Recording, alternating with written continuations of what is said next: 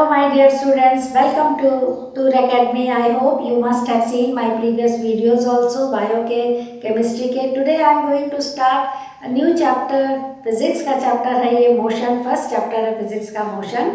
So आज today I am going to explain some topics from this chapter, that is motion.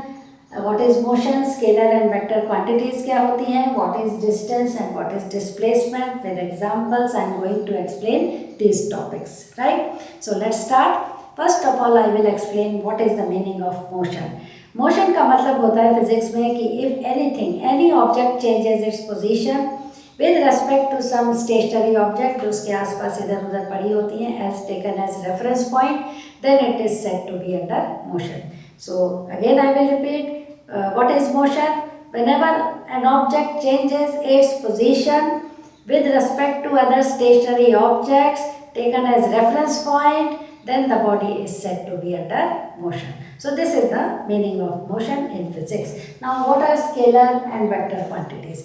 जब भी आप कोई क्वांटिटी फिजिक्स में करते हैं या तो वो स्केलर क्वांटिटी होती है या तो वो वेक्टर क्वांटिटी होती है. तो साथ में जितने भी अभी हम क्वांटिटीज़ करेंगे, स्पीड करेंगे, वेलोसिटी करेंगे, एक्सेलरेशन करेंगे, उन सब में उनके साथ ही I will tell you whether it is a scalar quantity और vector quantity.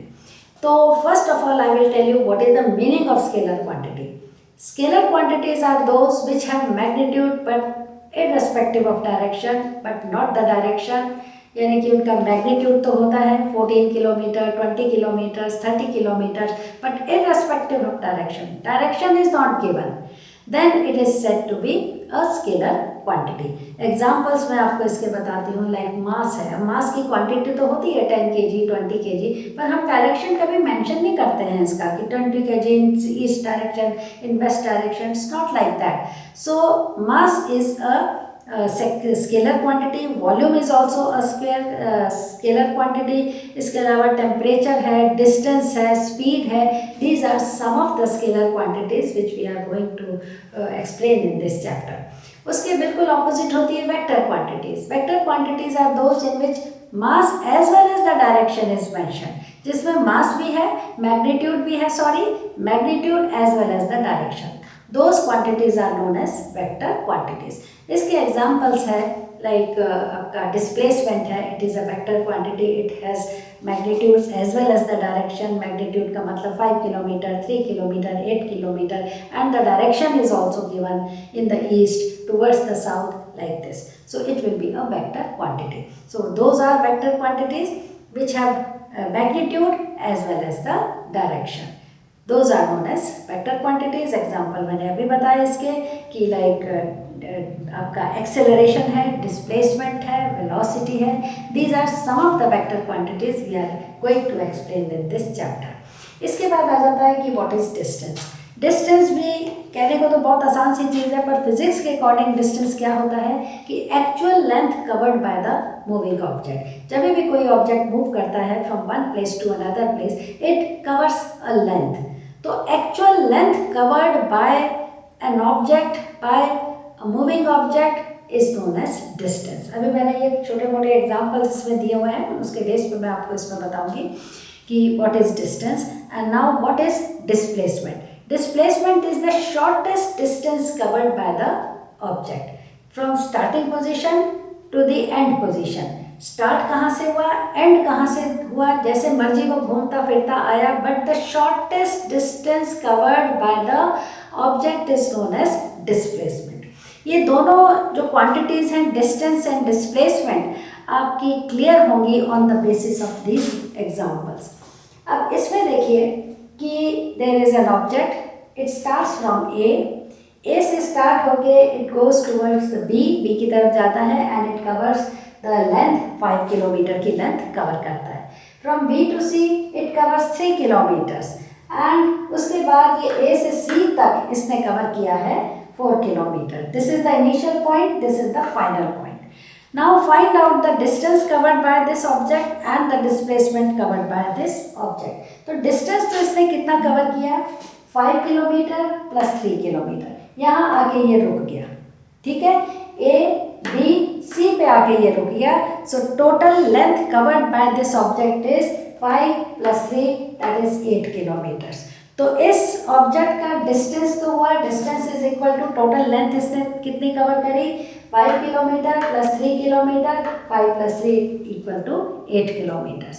On the other hand इसका डिस्प्लेसमेंट क्या हुआ, डिस्प्लेसमेंट तो शॉर्टेस्ट डिस्टेंस इसका क्या था from A to C, although it is going from A से पहले B चला गया, B से फिर C आ गया, लेकिन इसने टोटल अपनी जगह से अपना डिस्प्लेस कितनी हुई, A पे था, in the end it has come to C, यानी कि A से लेके C तक ही तो इसने डिस्प्लेसमेंट किया, यानी कि अपनी पोजीशन चेंज करी। ऑल्दो यहाँ से घूम के ऐसे आया तो उससे हमें कोई मतलब नहीं है, पर इसका जो इसने अपनी पोजीशन चेंज करी, जो शॉर्टेस्ट डिस्टेंस इसने कितना कवर किया, A पे था, C पे आ गया, दैट इज 4 किलोमीटर। सो इसका डिस्प्लेसमेंट कितना हुआ 4 kilometre, right. So in this way you can explain the meaning of distance and displacement. इसमें एक और एग्जाम्पल मैंने आपको ये बताया है, और इस एग्जाम्पल में मैंने सेम जो आपका ग्राफ है वो लिया है कि an object starts from A and it goes to B तक ये जाता है, एंड B के बाद ये C पे आता है, और C के बाद ये 0 पे वापस जहाँ से स्टार्ट किया था इसने पोजीशन, जहाँ से इसकी ओरिजिनल पोजीशन थी, इनिशियल पोजीशन थी, वहीं पर ये वापस आ जाता है। It starts from A and comes back at A only, A से स्टार्ट करता है और A पे ही वापस आता है। अब इसमें आपने बताना है कि what is the distance covered by the object and what is the displacement. तो डिस्टेंस तो आपको मैंने बताया कि actual length covered by the object. तो एक्चुअल लेंथ कितनी है इसकी, A से B तक it has covered 5 kilometre length cover करी इसने, B से C तक it has covered 3 kilometre, and C से लेके A तक वापस ये आ गया अपने ओरिजिनल पोजीशन पे, but it has covered 4 kilometres. तो total length covered by the object will be 5 + 3 + 4 is equal to 12 kilometers, right? So this is the distance. तो distance इसने कितना कवर किया 5 + 3 + 4 is equal to 12 kilometers. Now what is the displacement? अब इसने A से start किया and it has come back at A only. तो इसका मतलब shortest distance from A to A 0 हो गया। इट मीन्स कि displacement from A to A से स्टार्ट हुआ वापस A पे आ गया, तो शॉर्टेस्ट डिस्टेंस तो कुछ हुआ ही नहीं ना, A से स्टार्ट किया था और वापस A पे आ गया। So from A to A no distance is covered, वापस उसी पोजीशन पे आ गया। सो इसका डिस्प्लेसमेंट कितना हुआ, ये तो डिस्प्लेस हुआ ही नहीं, जहाँ से चला था वहीं तो आ गया वापस, सो कोई डिस्प्लेसमेंट तो हुआ ही नहीं, अपनी जगह तो बदली ही नहीं इसने, सो डिस्प्लेसमेंट विल बी 0। तो यहाँ पे you will know one thing that distance can not be 0। Distance तो चाहे यहाँ से स्ट्रेट लाइन में जाए, चाहे घूम फिर के जाए, लेंथ तो कवर उसने करी ही है, so distance can never be 0। But यहाँ पे displacement can be 0 if a body starts from one point and come back at that point only, then the displacement will become 0। तो displacement 0 भी हो सकता है, पर distance कभी भी 0 नहीं हो सकता है, right? So this is all today। और यहाँ पर मैं आपको एक बात और बता देती हूँ कि अभी इन्हीं के बेस पे हम आगे फर्दर और वीडियोस में आपको बना के पब्लिश करूँगी, और on the basis of this एक क्वेश्चन भी आपका मैं आपको बताती हूँ, अगर आप उसको सॉल्व कर देंगे right in my comment section, नहीं तो नेक्स्ट वीडियो में उसका आंसर मैं बता दूंगी। एंड वो है क्वेश्चन लाइक सिंपल सा, differentiate between scalar and vector quantity एक तो है, और दूसरा है differentiate between distance and displacement. तो ये दो क्वेश्चन आपने अब मेरे कमेंट सेक्शन में इसके आंसर लिखने हैं। पहला तो है डिफरेंस